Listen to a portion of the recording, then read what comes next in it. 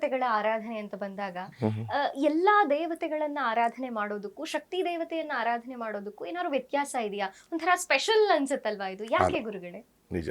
ಏನಂದ್ರೆ ಇದರಲ್ಲಿ ಕಲಿಯುಗದಲ್ಲಿ ದುರ್ಗಾ ಮತ್ತೆ ಗಣಪತಿ ಇವರಿಬ್ಬರು ಶೀಘ್ರವಾಗಿ ಫಲವನ್ನ ಕೊಡ್ತಕ್ಕಂಥ ದೇವತೆಗಳು. ದುರ್ಗಾ ಮತ್ತು ಗಣಪತಿ. ಹೌದು. ವಿಶೇಷವಾಗಿ ದುರ್ಗೆ ಅಂದ್ರೆ ಶಕ್ತಿ ದೇವತೆ. ಆ ಶಕ್ತಿ ದೇವತೆಯನ್ನ ನಾವು ಆರಾಧನೆ ಮಾಡೋದರಿಂದಾಗ್ಲಿ ಅಥವಾ ಆ ತಾಯಿಯ ಒಂದು ಸ್ಮರಣೆಯನ್ನು ಮಾಡೋದರಿಂದ ನಮಗೆ ಅತಿ ಶೀಘ್ರವಾಗಿ ಕ್ಷಿಪ್ರ ಫಲವನ್ನ ಕೊಡ್ತಾಳೆ. ಇನ್ನೊಂದು ವಿಶೇಷವಾಗಿ ಏನು ಹೇಳಬೇಕು ಅಂದ್ರೆ ನಾವು ಇವಾಗ ಅಮ್ಮ ಅಂತೀವಿ, ತಾಯಿ ಅಂತೀವಿ, ತಾಯಿ ಅಂತ ಹೇಳ್ತೀವಿ. ತಾಯಿ ಅಂತ ಹೇಳಿದಾಗ ಆ ತಾಯಿ, ಈಗ ನೀವು ತಾಯಿಯಾಗಿದ್ದಾಗ ಮಗನ ಒಂದು ಏನೇ ಒಂದು ಬೇಕು ಬೇಡಗಳನ್ನ ನೀವು ಅರ್ಥ ಮಾಡಿಕೊಂಡು ಬೇಗ ಕೊಡ್ತೀರಿ. ಈಗ ಮಗನಿಗೆ ಏನೋ ಬೇಕು, ಹಾಲು ಬೇಕು, ಅಥವಾ ಈಗ ಏನಾದರೂ ತಿನ್ನೋದಿಕ್ಕೆ ಬೇಕು ಅನ್ನೋದನ್ನ ಕೊಡ್ತೀರ.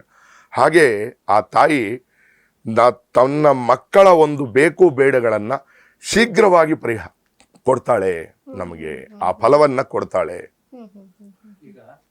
ಹಾಗಾಗಿ ನಾವು ಆ ಶಕ್ತಿ ದೇವತೆಯನ್ನ ವಿಶೇಷವಾಗಿ ಈ ಸಂದರ್ಭಗಳಲ್ಲಿ ಪೂಜೆ ಮಾಡಿ ಕ್ಷಿಪ್ರ ಫಲವನ್ನ ನಾವು ಪಡ್ಕೊಳ್ತೀವಿ. ಗುರುಗಳೇ, ಇನ್ನು ಉತ್ತರ ಭಾರತದಲ್ಲಿ ಕಾಮಾಖ್ಯ ಮಂದಿರ ಬಹಳಾನೇ ಪ್ರಸಿದ್ಧಿ. ಅನೇಕ ಕಥೆಗಳಿವೆ, ಉಪಕಥೆಗಳಿವೆ. ಅದಕ್ಕೆ ನಡೆದುಕೊಳ್ಳುವಂತಹ ಭಕ್ತಿಯನ್ನ ತೋರಿಸುವಂತಹ ಜನರು ಅನೇಕರಿದ್ದಾರೆ. ಆ ದೇವಸ್ಥಾನ ಅಷ್ಟ್ಯಾಕು ಪ್ರಖ್ಯಾತವಾಯಿತು? ಇನ್ನು ನವರಾತ್ರಿಯಲ್ಲೂ ವಿಶೇಷವಾಗಿ ಅಲ್ಲಿ ಹೋಗುವಂಥದ್ದು, ಭಕ್ತಿಯನ್ನ ಸಲ್ಲಿಸುವಂಥದ್ದು ಜಾಸ್ತಿ. ಯಾಕೆ? ಅಂದ್ರೆ ಈಗ ಒಂದು ಕಾಮಾಖ್ಯ ಅಷ್ಟಾದಶ ಶಕ್ತಿಪೀಠಗಳಲ್ಲಿ ಒಂದು ಪೀಠ. ನಮಗೆ ಶಕ್ತಿಪೀಠಗಳು ಅಂತಿದೆ. ಈಗ ಮೈಸೂರು ಚಾಮುಂಡೇಶ್ವರಿ, ನಮ್ಮ ಕರ್ನಾಟಕದಲ್ಲಿ ಚಾಮುಂಡೇಶ್ವರಿ ದೇವಿಗೆ ವಿಶೇಷವಾಗಿ ಎಲ್ಲರೂ ಹೋಗುವಂಥದ್ದು, ಆ ತಾಯಿಯ ದರ್ಶನವನ್ನು ಮಾಡ್ತಕ್ಕಂಥದ್ದು. ಯಾಕಂದರೆ ಅದು ಒಂದು ಶಕ್ತಿಪೀಠ. ಹಾಗೆಯೇ ಕಾಮಾಖ್ಯ ಅದು ಒಂದು ಶಕ್ತಿಪೀಠ. ತಾಯಿ ಒಂದು ಈ ದಕ್ಷನ ಯಜ್ಞ ಮಾಡಿದ ಕಾಲದಲ್ಲಿ ತಾಯಿ ಹೋಗಿ ಆ ಯಜ್ಞಕುಂಡದಲ್ಲಿ ಬೀಳ್ತಾಳೆ. ಬಿದ್ದಾದ ನಂತರ ಆ ಶಿವ ಆ ತಾಯಿಯನ್ನು ಹಾಗೆ ಎತ್ಕೊಂಡು ಹೋಗುವಾಗ ಒಂದೊಂದು ಭಾಗಗಳು ಒಂದೊಂದು ಜಾಗದಲ್ಲಿ ಬೀಳುತ್ತೆ. ಆ ಬಿದ್ದಂಥ ಜಾಗಗಳನ್ನ ನಾವು 18 ಕಡೆ ಬೀಳುತ್ತೆ. ಬಿದ್ದಂಥ ಜಾಗಗಳನ್ನ ನಾವು ಅಷ್ಟಾದಶ ಶಕ್ತಿಪೀಠಗಳು ಅಂತ ಕರಿತೀವಿ. ಆ ಶಕ್ತಿಪೀಠದಲ್ಲಿ ಒಂದೊಂದು ಕಡೆಯಲ್ಲಿ ಒಂದೊಂದು ಭಾಗ. ನಮಗೆ ಚಾಮುಂಡೇಶ್ವರಿಯಲ್ಲಿ ಬಿದ್ದಿರುವಂಥದ್ದು ಕೂದಲಿನ ಭಾಗ. ಹಾಗಾಗಿ ವಿಶೇಷವಾಗಿ ಅಲ್ಲಿ ಚಾಮುಂಡೇಶ್ವರಿ ತಾಯಿಯನ್ನ ಹೀಗಿಟ್ಟು ಕೂದಲು ನೋಡಿರ್ತೀರ ನೀವು ವಿಗ್ರಹದಲ್ಲಿ ಆರಾಧನೆಯನ್ನ ಮಾಡ್ತಾರೆ. ಈ ಕಾಮಾಖ್ಯದಲ್ಲಿ ವಿಶೇಷವಾಗಿ ಏನಂದ್ರೆ ಅಲ್ಲಿ ತಾಯಿಯ ಯೋನಿಯ ಭಾಗ ಬಿದ್ದಿರುವಂಥ ಜಾಗ. ಆ ತಾಯಿಯ ಯೋನಿಯ ಭಾಗ ಏನಂದ್ರೆ, ನಮ್ಮ ಯೋನಿ ಎಷ್ಟು ಪ್ರಾಮುಖ್ಯವಾದದ್ದು ಅಂದ್ರೆ ಒಂದು ಜನ್ಮವನ್ನ ಕೊಡ್ತಕ್ಕಂಥ ಸ್ಥಾನ. ಆ ತಾಯಿಯ ಯೋನಿಯ ಭಾಗ ಅಲ್ಲಿ ಬಿದ್ದಿರುವಾಗ ಬ್ರಹ್ಮಾಂಡಕ್ಕೆ ಒಂದು ಜನನವನ್ನ ಕೊಡ್ತಕ್ಕಂಥ ತಾಯಿಯ ಸ್ವರೂಪ ಅಲ್ವಾ. ಹಾಗೆ ಅಲ್ಲಿ ವಿಶೇಷವಾಗಿ 3 ದಿನಗಳು ಆ ತಾಯಿಯ ಋತುಮತಿ ರಜಸ್ವಲ ಅಂತ ಏನು ಹೇಳ್ತೀವಿ ಅದು ನಡೆಯುತ್ತೆ.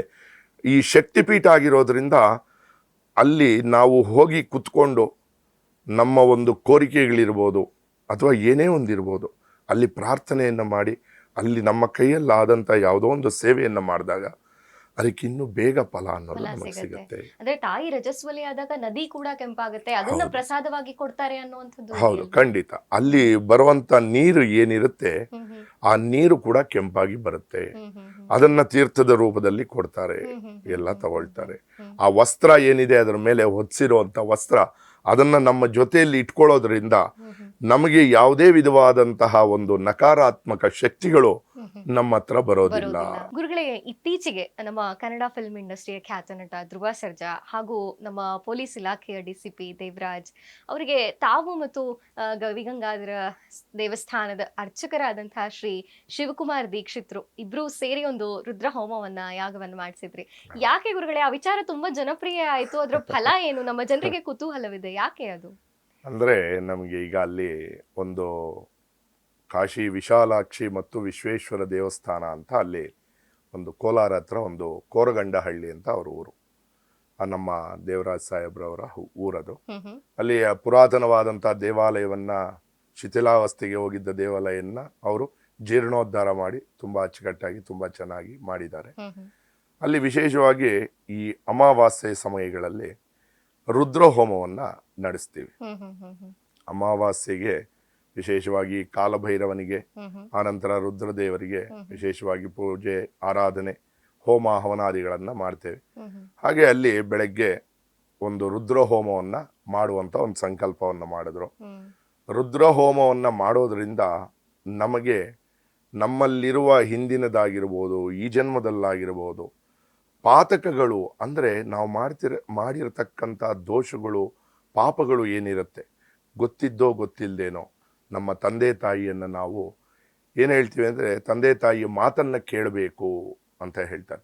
ಕೇಳಲಿಲ್ಲ ಅಂದರೆ ಅವರ ಒಂದು ಮಾತಾಪಿತರು ಶಾಪಗಳು ನಮಗೆ ಬರುತ್ತೆ. ಅದೇ ರೀತಿ ಗುರುಗಳ ಒಂದು ಶಾಪ, ಈ ರೀತಿಯಾದಂಥ ದೋಷಗಳು, ಪಾತಕಗಳು ಏನಿರುತ್ತೆ ಅದನ್ನು ಪರಿಹಾರ ಮಾಡ್ಕೋಬೇಕಾದ್ರೆ ನಾವು ಆ ರುದ್ರನನ್ನು ಮೊರೆ ಹೋಗಬೇಕು. ಪರಮೇಶ್ವರನು ಅದಕ್ಕೆ ನಮಗೆಲ್ಲ ಮುಕ್ತಿಯನ್ನು ಕೊಡ್ತಾನೆ. ಹಾಗಾಗಿ ಆ ರುದ್ರ ಹೋಮವನ್ನು ಮಾಡೋದರಿಂದ ನಮ್ಮ ಸಮಸ್ತ ಪಾತಕಗಳು ಕೂಡ ನಶಿಸಿ ನಮಗೆ ಒಳಿತನ್ನ ಮಾಡ್ತಾನೆ ಪರಮೇಶ್ವರ. ವಿಶೇಷವಾಗಿ ರುದ್ರದಲ್ಲಿ ಏನು ಬರುತ್ತೆ ಅಂದರೆ, ಮೊದಲು ಆ ರುದ್ರನನ್ನ ರುದ್ರದಲ್ಲಿ ಹೊಗಳ್ತೀವಿ ಚೆನ್ನಾಗಿ, ನೀನೇ ಇಂದ್ರಪ್ಪ, ನೀನೇ ಚಂದ್ರ ಅಂತ. ಆ ನಂತರ ಚಮಕ ಭಾಗ ಬರುತ್ತೆ, ಅದರಲ್ಲಿ ನಾವು ನಮಗೆ ಏನು ಬೇಕೋ ಅದನ್ನ ಕೇಳ್ತೀವಿ. ಈಗ ನಿಮ್ಮನ್ನ ಒಂದು ಅಟ್ಟಕ್ಕೇರಿಸಿ ಅವಾಗ ನಿಮ್ಮ ಹತ್ರ ಏನು ಕೆಲಸ ಬೇಕೋ ನಾನು ಅದನ್ನ ಮಾಡಿಸ್ಕೋಬೇಕು ಅಲ್ವಾ? ಹಾಗೆ ಪರಮೇಶ್ವರನನ್ನ ನಾವು ಒಂದು ಹೊಗಳೋದ್ರಿಂದ ಅಥವಾ ಅವನನ್ನು ಸ್ತುತಿಸೋದ್ರಿಂದ ಅವನು ಭಕ್ತರ ಒಂದು ಬೇಡಿಕೆಗಳನ್ನು ಬೇಗ ಈಡೇರಿಸ್ತಾನೆ. ಹಾಗಾಗಿ ಅದನ್ನು ಅವರು ಆ ಕಾಲದಲ್ಲಿ ಅವರ ಸಂಕಲ್ಪ ಏನಿದೆಯೋ ಅದೊಂದು ನೆರವೇರಿ ಎಲ್ಲರಿಗೂ ಒಳಿತಾಗಲಿ ಅನ್ನೋ ಒಂದು ಉದ್ದೇಶದಿಂದ ಮಾಡಿದಂಥ ಒಂದು ಕಾರ್ಯ ಯಶಸ್ವಿ ಆಯಿತು. ಅವ್ರಿಗೂ ಒಳಿತಾಗಲಿ ಅಂತ ನಾವು ಪರಮೇಶ್ವರನಲ್ಲಿ ಪ್ರಾರ್ಥನೆಯನ್ನು ಮಾಡಿದ್ವಿ.